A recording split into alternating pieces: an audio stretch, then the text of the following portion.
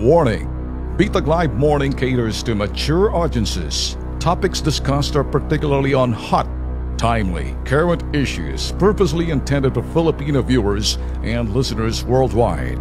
Discussions may contain language that may not be appropriate for some sensitive audiences.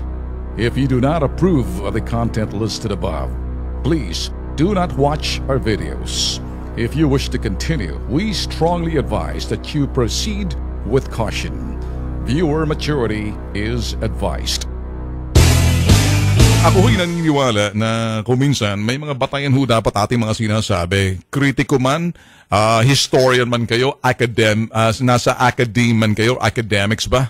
Kayo ho'y yung mga, kung ito ho'y inyong mga basihan ng inyong mga analisa or komentaryo, ay kinakailangan ho natin siguro, meron ho tayong panggagalingan basihan yan, may mga facts ho tayo na pinagkukunan yan.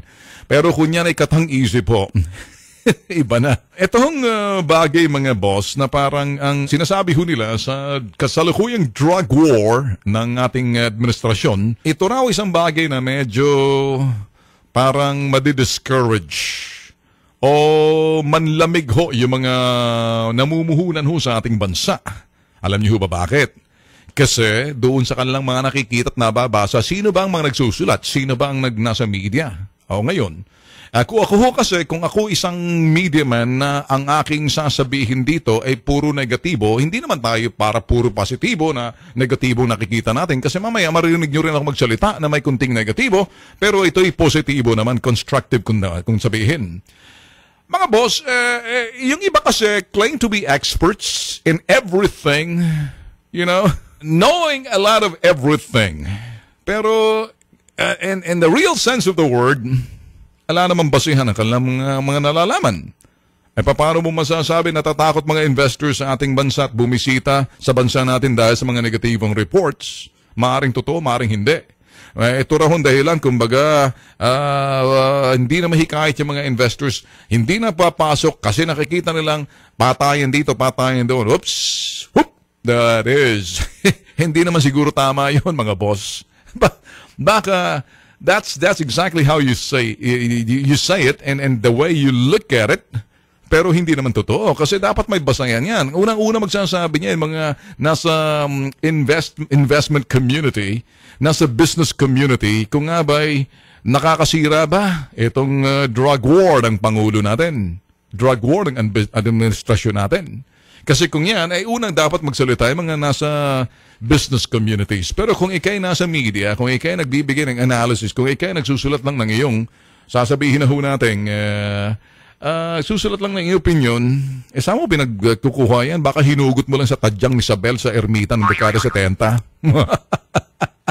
Wow, man, ang galing, ano? Hinugot sa tadyang ni Isabel nung dekada 70 na nasa ermita. Boy ka na ba noon, Chip, ha? Okay na? Tumatambay ka na sa ermita ng dekada 70? Putok sa buho ka, ano? Ilang taong ka na ba ngayon?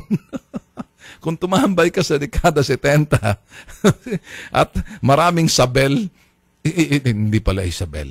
Sabel, may start pala ako dyan na Sabel. Pangalan lang yan, ha? Baka magtampo sa ating si Sabel. Anyway, the point na paliwanag ho natin, mga boss, when a lot of people are saying things, and then they presume na yung kanilang paniwala ay totoo, and then they write it, and then they go ahead, and some people picked it up. Dangerous ho yan because you don't have any basis. Kahit na raw mga Chinese tourists, kahit na raw yung iba, lumalayo na sa bansa natin, kaya magsasuffer yung tourism natin. Mga boss, nung panahon ni Pinoy pa, panahon pa ni Era, panahon ni Gloria, umiiwas sa mga turista sa atin. Bakit? Yung Abu Sayyaf Yung mga investors umiiwas sa atin dahil unang-una yung corruption at saka yung sinasabi natin bureaucracia sa sinasabing sistema pag ikay kumuha ng lisensya para itayo yung negosyo mo sa bansang Pinas. Hindi doon sa drug war, mga putok sa buhong pendeho kayo, nakatuwad yung kokote ninyo Now ngayon ako, itutuwad ko, tutuwid ko ng inyong mga kokote. Nakatuwad na, itutuwad ko pa, paano yun? Can you imagine that? Ngayon, ang gagawin ko, itutuwid ko yung inyong mga nakatuwad na kokote, na itutuwid ko, ilalagay ko sa tamang estado nang sa gayon, hindi natuwad ang inyong pag-iisip. Can you imagine kung ikay nag-iisip na nakatuwad? Sus, Ginoo, how does it look like? So, kung mang nakatuwad ka, na nag-iisip ka, yung dugo sa iyong ulo pababa, hindi masyado magandang sirkulasyon, hindi masyado magandang pag-iisip kasi namumula ng mukha mo na baka malagot na yung mga ugat mo diyan sa ulo mo. Kaya tumayo ka ng diretso, huwag ka nang tumuwad. Ngayon yung sinasabi ng mga nakatuwad na kokote. Pag ang isang kokote mo ay nakatuwad, ibig sabihin ng lupa, yung bumbunan mo, nakinikis-kis mo na sa lupa. Yung wet box mo nakaturog dun sa langit. Nako, Sus Mariosep, kaya paano ka nakapag-isip? You need to stand up straight, as in straight, so that the circulation in your blood going to your brain is going to be okay. Can you imagine that? Why don't you cry? Why don't you just simply study more na para makapag-isip ka ng husto? Kasi kung minsan, can you imagine a columnist or any critic, or any critics din for that matter, na sila'y nag-iisip na as they writing their piece, ang kalang kokote, kinikis-kis ang kalang bumbunan sa lupa. Just, it's a Monday morning anyway.